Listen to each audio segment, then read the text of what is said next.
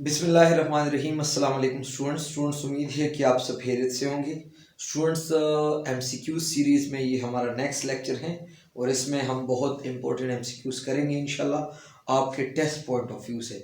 Multiple choice questions हैं।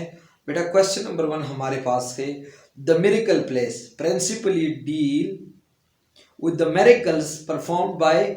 जो हमारे पास मेरिकल प्ले जो कि हमारे पास 13-14 सेंचुरी के टाइम पे जो हुए थे, उससे पहले भी, तो उसका जो मेन थीम्स जो थे वो मेरिकल्स थे। तो ये किसने वो परफॉर्म, किसके मेरिकल्स की बात है? तो सेंट एंड सेजेस, जो वक्त के बुजुर्ग है या जो औलिया है उनसे रिलेटेड है। मेरिकल प्लेस जो है उनका मेन थीम क्या है? तो वो हमारे पास जो वो मेरिकल्स जो कि सेंट या सेजेस ने परफॉर्म की हैं। अब गलत ऑप्शन को ज़रा सोचे, magic, super power, personified vice and virtues, तो इसमें से कोई नहीं, बल्कि वो मेरिकल्स जो कि सेंट एंड सेजेस ने परफॉर्म की है। नेक्स्ट हमारे पास है, the mystery play deals with the biblical theme. बेटा ये आपने बिल्कुल नहीं भूलना, जो हमारे पास पुरस्कार प्लेस है तो ये बिब्लिकल थीम से वो डील करते हैं। What is the most significant features of the morality place? जितने भी हमारे पास मोरलिटी प्लेस है बेटा, उसका जो सिग्निफिकेंट फीचर है वो they present vice and virtues as personified figures. बेटा वो जो है, जो हमारे पास बुराइयां है या अच्छाइयाँ है, वो एज अ पर्सनिफाइड फिगर्स लेके जो है वो क्या करते हैं, उसको एज अ कैरेक्टर प्रेजेंट करते हैं। ठीक है, मोरलिटी प्लेस के अंदर। Why were the interludes introduce? तो इंटरल्यूड क्यों इंट्रोड्यूस हो गए? बेटा ये हमारे पास इंटरल्यूड जो हमारे पास होते हैं, a short dramatic piece specially introduced between the act and the miracle और मोरलिटी प्लेस। जो हमारे पास मेरिकल्स या मोरलिटी प्लेस का एक्ट जब शुरू होते हैं, इसके मिड में ही आता है। नहीं, ठीक है बेटा। तो अब जो हमारे पास जो है, जो हमारे पास इंटरल्यूड होता है, तो उसका काम ये है कि वो कॉमिक रिलीफ को प्रोवाइड करे। Why were the interludes introduced? So they provided comic relief, इसलिए कि वो कॉमिक रिलीफ लाए। Biblical themes were enacted in the mystery place. ऊपर बात हमने की है कि बिब्लिकल थीम्स जो है बाइबल से ली गई थीम्स, ये मिस्ट्री प्लेस के अंदर है। The recursions of Lazarus was a very popular play in 15th century. Was it a? तो ये हमारे पास एक मिस्ट्री प्ले है। Every man was the most famous play in 15th century. It was a morality play. तो बेटा every man जो है ये हमारे पास एक मोरलिटी प्लेस है। Virtues and vices are personified in morality plays, already हमने बात की है। There were 4 famous theoretical cycles enacting morality plays. हमारे पास जो है 4 फेमस theoretical cycle थे, ग्रुप्स के, जो कि morality प्लेस को परफॉर्म करते थे या एक्ट करते थे। One of the following 4 was given below is wrong. तो इनमें से कौन हमारे पास है जो गलत है? सो बेटा एक हमारे पास है योग साइकिल, YOR के, वो भी परफॉर्म करते थे हमारे पास। कौन से? जो जितने भी हमारे पास मोरलिटी प्लेस है वो परफॉर्म करते थे। टाउनली साइकिल्स वो भी परफॉर्म करते थे। चिस्टर साइकिल वो भी परफॉर्म करते थे। चार्ल्स साइकिल ये गलत है, वो नहीं परफॉर्म करते थे। जॉन हेवर्ट इंटरल्यूड इंटाइटल पोर पीस। जॉन हेवर्ट ने एक इंटरल्यूड लिखा जिसका नाम है या टाइटल है poor piece. So poor piece the caricatures poor professional whose professions begins with p. उधर वो पोर प्रोफेशनल्स की बात करते हैं और हर एक प्रोफेशन जो है वो पी से ही शुरू होता है। In the 4 professional listed below one is wrong, which one it? तो बेटा अब मैं सही भी बोलता हूँ, जो गलत है वो भी मैं आपके सामने जिक्र करूंगा। द प्लम्बर ठीक है, द पार्डनर ठीक है, द पेडलर ठीक है, लेकिन द पाइपर ये गलत ऑप्शन है। ये उसके जो जॉन हेवर्ट ने जो इंटरल्यूड लिखी जिसका नाम है पोर पीस, इसमें द पाइपर नहीं आता। What type of play is the crest nativity? तो क्रेस्ट नेटिविटी जो है ये हमारे पास एक मिस्ट्री प्ले है। व्हाट इज मेंट बाय डिनाउंसमेंट, तो डिनाउंसमेंट का क्या मतलब है बेटा, याद रखिएगा जब हमारे पास एक कॉमेडी एंड होती है तो वो एक डिनाउंसमेंट पे एंड होती है, जो बहुत ज़्यादा खुशियाँ वो शो करता है। अच्छा, इसका उलट टर्म जो है वो हमारे पास है कैटास्ट्रोफी। आप लोग जो है कैटास्ट्रोफी याद करना, फिर डिनाउंसमेंट आपसे नहीं भूला जाएगा, भूल जाएगी। कैटास्ट्रोफी जो है जब हमारे पास एक ट्रेजेडी एंड होती है, डिस्ट्रक्शन होती है कैटास्ट्रोफी के अंदर, और डिनाउंसमेंट के अंदर जो है बहुत ज़्यादा खुशियाँ होते हैं, और जब एक कॉमेडी एंड होती है। ठीक है बेटा। In some of the plays, the epilogue appears. At what stage of the plot does the epilogue appear?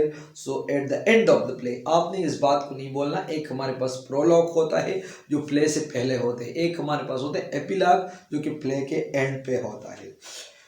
What is the function of the chorus in the play? chorus का काम क्या होता है प्ले के अंदर? So the chorus explain the past and future event in the play. Chorus का काम ये है कि पास्ट एंड फ्यूचर जो इवेंट होते हैं प्ले के अंदर वो जाहिर करें। One of the following plays has a chorus in it, which one of the following? अच्छा, मैं आपको बेटा जरा ऑप्शन में बताता हूँ। ऑप्शन दी जाती है कि एज यू लाइक इट, इसके अंदर कोई कोरस नहीं है। मैकबेथ, इसके अंदर कोई कोरस नहीं है। किंग लियर, इसके अंदर कोई कोरस नहीं है। जबकि हमारे पास डॉक्टर फास्टस जो कि क्रिस्टोफर मॉर्लो ने लिखी है, इसके अंदर कोरस बिल्कुल मौजूद है। In one of the following plays the epilogue appear, in which of the following? तो बेटा जो हमारे पास ऑप्शन है वो हमारे पास है a midsummer night dream, doctor Faustus, Hamlet. लेकिन जो एपिलॉग के वो हमारे पास एज यू लाइक इट के अंदर है जो कि शेक्सपियर ने लिखी है। A soliloquy is defined, अब बेटा soliloquy की definition आपको देता है। A soliloquy is defined as a loud thinking of a character। याद रखिए बेटा, soliloquy जो है ना वो एक लाउड थिंकिंग होगा एक कैरेक्टर का, और ऑडियंस उसको सुनेगा भी। Who can hear this loud thinking? So the whole audience। अब ये soliloquy जो है ये आपने बिल्कुल नहीं भूलना कि ये लाउड थिंकिंग होती है, और ऑडियंस को इसका वो सुनने को भी आता है। One of the following types of the place is not meant by acting, not meant for acting, which one of the following? अच्छा बेटा, हमारे पास ऐसे प्लेस भी होते हैं जो कि वो एक्टिंग के लिए वो नहीं होते, और ये भी आपने नहीं भूलना कि हमारे पास जो है 18 और 17-18 सेंचुरी के दौरान जो है हमारे पास मोस्टली जो रोमांटिक पोइट्स है उन्होंने जो है वो लिखी है, और उसका नाम है क्लोजेट प्ले, और क्लोजेट प्ले का दूसरा नाम है पोएटिक प्ले। तो पोएटिक प्ले हमारे पास एक ऐसे प्लेस होते हैं जो कि they are not meant for acting, उसके वो एक्टिंग के लिए नहीं होते, बल्कि आपने 1 सेटिंग या 2 सेटिंग में आप बैठ के फिर उसको आप रीड आउट कर ले। How many dramatics unities were commanded by Greeks? तो ग्रीक्स से बेटा हमें 3 dramatic unit, unity of time, unity of place and unity of action. तो ये 3 यूनिटीज जो है हाँ वो उन्होंने, these are Greeks dramatic unities. अच्छा, how many constituent parts are there in the tragedy according to the Aristotle? बेटा Aristotle हमें बताते हैं कि एक ट्रेजेडी के अंदर आपने 6 पार्ट्स को याद रखना है। ठीक है, हाउ मेनी कंस्टिट्यूएंट्स, जो हमारे पास कंस्टिट्यूएंट है वो 6 है।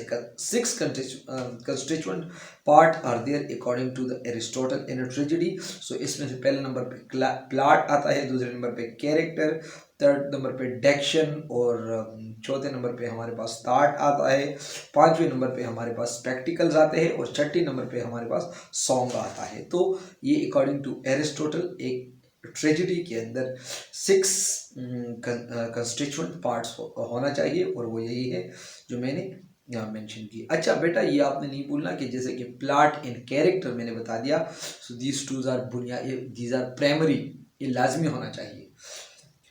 विच is suppose to be the first regular tragedy in English? जो फर्स्ट रेगुलर ट्रेजेडी है इंग्लिश में तो ये गोरबोडिक है। Gorboduc is written in the collaboration. तो ये गोरबोडिक जो है ये किसने, तो Thomas Sackville and Thomas Norton ने लिखी है। Who is the author of the Spanish tragedy? तो ये थॉमस गिल्ड ने लिखी है। Which of the following plays is written by George Peele? तो ये टाइटस एंड्रोनिकस एक प्ले है जो कि जॉर्ज पील ने लिखी है। One of the following dramatist does not belong to the group of university wits. तो मार्क हिम आउट, उसका वो क्या नाम है जो ड्रामेटिक या जो एक ड्रामेटिस्ट है यूनिवर्सिटी विट्स से नहीं है, तो मार्लो भी है, जॉर्ज पील भी है, थॉमस किड भी है, अब जॉन वेबस्टर जो है वो नहीं है। One of the following dramatist has written only tragedies, mark him out, जो सिर्फ ट्रेजेडीज जिसने लिखी है 5 लिखी है, ये क्रिस्टोफर मार्लो ने लिखी है। Which is supposed to be the first regular comedy in English, so Roister Doister जो है ये हमारे पास फर्स्ट रेगुलर कॉमेडी है। और फर्स्ट रेगुलर ट्रेजेडी कौन सी है बेटा, ऑलरेडी आपको ऊपर हमने बात की है कि ये गर्बोडिक है, ठीक है। और जो कॉमेडी है ये हमारे पास है कौन सा, अभी हमने बात जिसकी हमने की है, जो फर्स्ट रेगुलर हमारे पास कॉमेडी है वो है roster Rooster. The first tragedy, Garbodic, was later given the title Pyrrhix Porrix. ये आपने नहीं बोलना, जो गर्बोडिक ट्रेजेडी है उसको बाद में टाइटल दी गई है Pyrrhix Porrix. In which year was the Globe Theatre built? तो ये किस 1599 में जो है ये globe theatre, it was the age of Shakespeare 1599, बिल्कुल 1599 याद रखिएगा। 1592 से शुरू होता है, 1616 तक जो है ये शेक्सपियरियन एज इसको आप कह सकते हैं। How many place did Shakespeare right in all, इसके सारे कितने प्लेस है, तो 37 कंप्लीट प्लेस उसने लिखी है। Who is the author of the Spanish tragedy, तो ये थॉमस किड है। Who is the author of King Edward one, तो ये हमारे पास है जॉर्ज पील। इन who is the author of Edward two, ये भी हमारे पास जॉर्ज पील ही है। Was this the phase that launched 1,000 ships? In which play does this line occur? So Christopher Marlowe ने जो डॉक्टर फास्टस लिखी है, इसके अंदर एंड में जो है वो डॉक्टर फास्टस चाहते हैं कि मुझे दुनिया का खूबसूरत लड़की चाहिए, तो उसने जो खूबसूरत लड़की लाई तो उसका नाम है हेलन। जब हेलन लाई गई तो कहता है कि अच्छा was this the phase that launched 1,000 ships, क्या यही वो चेहरा है जिनके पीछे जो है 1000 शिप्स जो है वो रवाना हो गए उसको लाने के लिए, तो ये हेलन की फेस की तरफ इशारा है। और ये डॉक्टर फास्टस एंड में जो है लास्ट ख्वाहिश जो वो करते हैं, वो कहते हैं कि दुनिया का खूबसूरत चेहरा मेरे सामने होना चाहिए। Who is the author of the first regular comedy Roister Doister, तो ये निकोलस उदाल है, ये बिल्कुल जो हमारे पास रेगुलर कॉमेडी है रोस्टर डोस्टर उसका वो निकोलस उदाल है। Who said Shakespeare has only heroine and no heroes, तो ये जॉन रस्किन कहता है कि शेक्सपियर के पास जो है सिर्फ हीरोइन ही होते हैं, कोई हीरो नहीं होता। Other abide our questions thou art free, we ask in ask thou smallest and art still, ठीक है बेटा। तो these lines are written about Shakespeare, who has written, तो ये शेक्सपियर के बारे में लिखी गई लाइनें हैं और ये मैथ्यू आर्नल्ड ने लिखी है। Shakespeare is called the bard of Avon, why he is so called, क्यों उसको बताया जाता है, याद रखिए बेटा Shakespeare was born at Stratford, वो एक स्ट्रेटफोर्ड इलाके में पैदा हुआ। अब ये हमारे पास जिधर सिचुएटेड है ये एवन के साथ सिचुएटेड है, एंड एवन जो है ये हमारे पास एक रिवर है, एक दरिया है, उधर ये सिचुएटेड है, तो इसलिए उसको बर्ड ऑफ एवन कहा जाता है। We are such stuff as dreams are made on, and our little life, तो ये लाइन है जो है who speak these line, तो ये प्रोस्पेरियो जो है ये लाइन प्रोस्पेरियो ये बोलता है। Life is a tale told by an idiot, in which play do these line occur, तो ये मैकबेथ एक प्ले है उसके अंदर के life is a tale told by an idiot full of sound and fury signifying nothing, तो ये जो है in which play do these line occur, तो आपने नहीं बोलना मैकबेथ प्ले के अंदर ये जो कि शेक्सपियर ने लिखी है। Life is but a walking shadow, a poor player that struts and frets his hours upon the stage, तो in which play do these line occur, तो ये भी हमारे पास जो है मैकबेथ प्ले के अंदर यूज हुई है।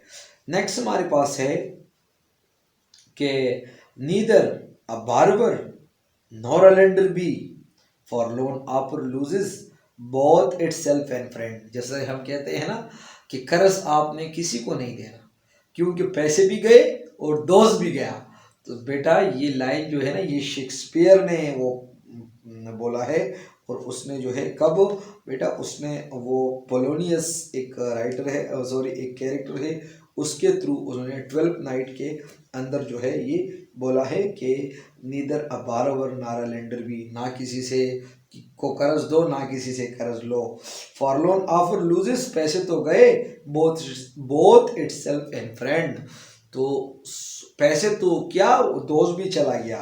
तो ये किसने, वो पोलोनियस, सॉरी हैमलेट के अंदर ये कैरेक्टर है, उन्होंने ये बोला है। Fraternity Dai name is women, तो हु सेज दिस, तो ये हैमलेट खुद ही बोलता है। पोलोनियस, ये ऊपर line, neither a borrower nor a lender भी पोलोनियस बोलता है, हैमलेट के एक कैरेक्टर है। For what is the phrase the mousetrap used by Shakespeare in Hamlet, so the play within a play, जिसको हम the mousetrap भी कहते हैं। अब जब हैमलेट जो है अपना वो अंकल क्लाडियस के लिए एक प्ले, एक स्टेज डेकोरेट करते कि वाकई मेरे अब्बू हैमलेट, जो किंग हैमलेट है, उसको मारा गया, अपने भाई ने उसको मारा, क्लाडियस ने मारा या नहीं मारा, तो उसके लिए वो एक प्ले बनाते, उस प्ले का नाम है अ play with in a play या the माउसट्रैप। The lunatic, the lover, and the poet are of imaginations, all compact. In which play do these line occur? So A Midsummer Night Dream के अंदर ये line occur होता है। This royal throne of kings and this sceptred eyes and this earth of majesty and this seat of mass. So these highly patriotic lines occurred in John of Gaunt, Duke of ये जो है किसने बोली है, तो ये हमारे पास John of ground, जो कि हमारे पास ड्यूक ऑफ लेंसेस्टर है, उन्होंने बोला है। In Romeo and Juliet, Romeo belong to the family of Montague, to which family does Juliet belong, so Capulet के फैमिली से जूलियट बिलोंग करता है, CAPULET। What is the fatal flaw of the character Macbeth? तो उसका जो fatal flaw है, बहुत ज़बरदस्त MCQs है। Violating ambition जो है उसका fatal flaw है। Who was Titus Andronicus? तो ये हमारे पास एक रोमन नोबल है। What is the name of villain in Othello? So Iago जो है Othello के अंदर एक villain है। Who is the leader of the conspirator of Julius Caesar? तो ये Brutus जो है ये leader है। Who is the author of Woman Killed with Kindness? A Woman Killed with Kindness, तो ये Thomas Herbert है। What is the name of the villain in Duke of Malfi? तो ये बोसला जो है उस villain का नाम है। Here lies she whom her husband kindness killed, ये उधर यहाँ पर ये उसकी कब्र है जिसको मारा गया अपने शोहर की प्यार से, तो उस शोहर का क्या नाम है, तो मास्टर फ्रैंकफोर्ड है। My trade is to flatter the dead, not the living. I am a tomb maker. तो ये कौन बोल रहा है? Who says this in the Duchess of Malfi? तो ये बोसला हमारे पास एक कैरेक्टर है, वो बोलता है Name the woman whom Samson agonisted love and who betrayed him. In a Milton's place Samson agonisted, so ये हमारे पास डिलिया है। Dryden place in general R called heroic place, ये आपने नहीं बोलना कि ड्राइडन के जितने भी प्लेस हैं उनको हम जनरली हीरोइक प्लेस बोलते हैं। Dryden has written a play on Mogul emperor, तो बेटा उस प्ले का नाम है Aureng Zebe. Addison's tragedy Cato has been called the grave of English tragedy, अभी आपने नहीं, एडिसन ने एक ट्रेजेडी लिखी कैटो, जिसको हम कहते हैं the grave of English tragedy. What is melodramatic play?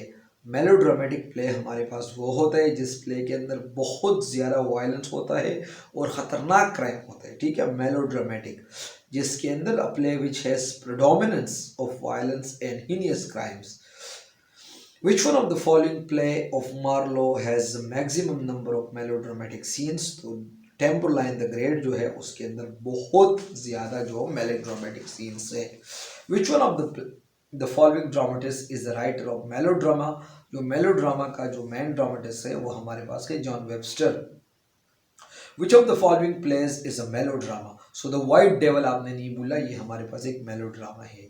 In which of the following plays does Bosla appear as a villain? So the Duchess of Malfi, पहले भी इसकी बात जिक्र हुई कि Duchess of Malfi के अंदर जो Bosla कैरेक्टर आई है ये उसका विलन है। Who is the author of the maid's tragedy? So John Fletcher जो है ये हमारे पास मैड्स ट्रेजेडी का राइटर है या ऑथर है। One of the following plays is not written by Thomas Heywood, mark it out. तो अब जरा सुनने की कोशिश करें। वुमेन किल्ड विद काइंडनेस, ये भी थॉमस हेवर्ड ने लिखी है। The English traveller Thomas Heywood ने लिखी है। द कैप्टिव्स थॉमस हेवर्ड ने लिखी है। लेकिन द डचेस ऑफ माल्फी जो है हमने ऑलरेडी जिक्र की है, ये जॉन वेबस्टर ने लिखी है। तो द डचेस ऑफ माल्फी जो है ये थॉमस हेवर्ड की लिखी गई प्ले नहीं है। Who is the author of the duchess of Malfi? तो पहले मैं बता दिया, ये आपका एमसीक्यूज हो सकता है, तो जॉन वेबस्टर है। Which of the following play is not written by John Webster? अब जॉन वेबस्टर ने कौन सी प्ले नहीं लिखी? तो बेटा द डचेस ऑफ माल्फी भी उसका है। द डेवल लॉ केस ये भी उसका है। द वाइट डेवल ये भी हमारे पास जॉन वेबस्टर का है। लेकिन द लवर्स मेलंकली जो है ये जॉन वेबस्टर ने नहीं लिखी है। Who is the author of the night of burning पेसल? तो ये फ्रांसिस ब्यूमेंट ने लिखी है।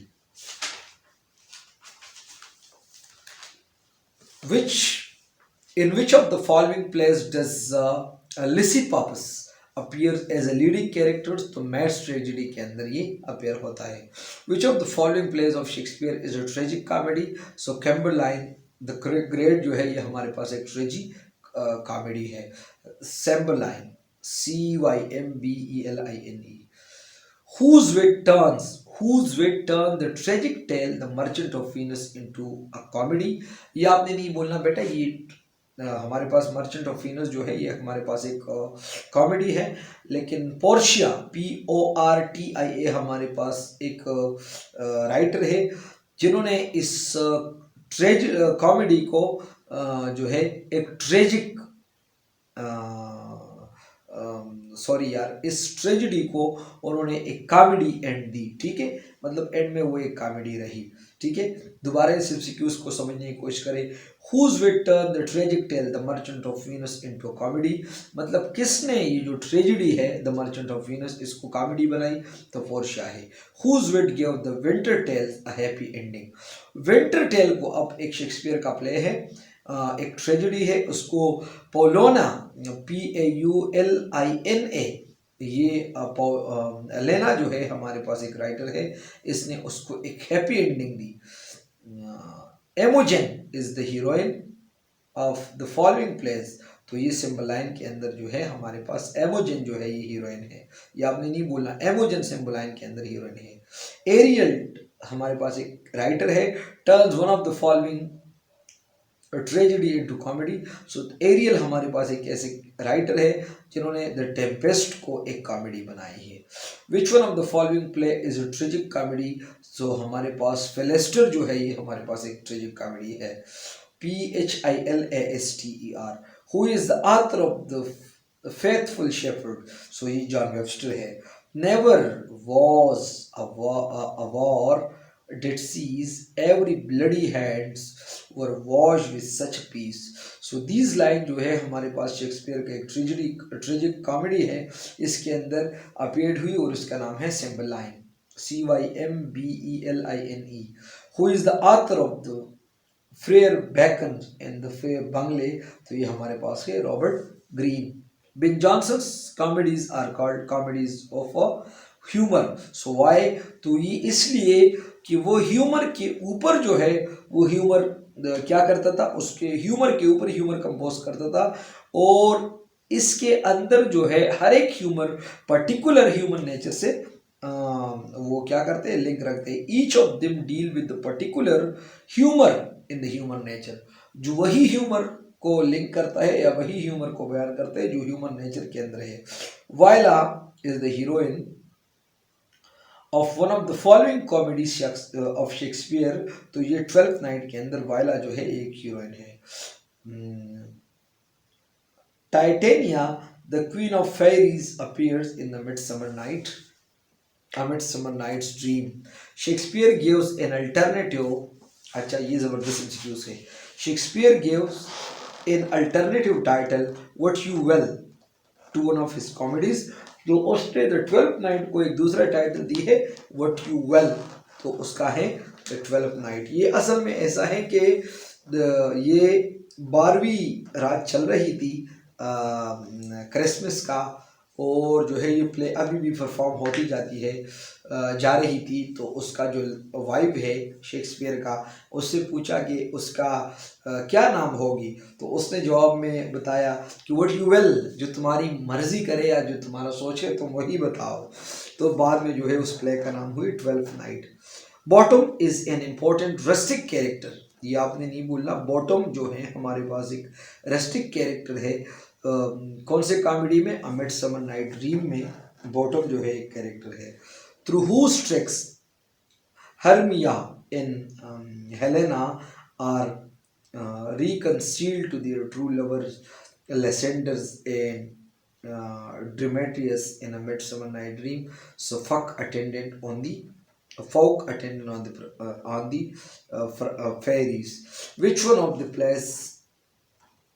In which of these plays there is a casket scene?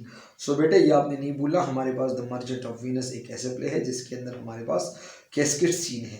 अब if music be the food of love play on, if music be the food of love play on, give me excess of it that's surfeiting. तो बेटा ये लाइनें जो है ये Shakespeare का एक प्ले है 12th नाइट, जो इन लाइनों से इस लाइन से बिगिन होती शुरू होती है 12th नाइट।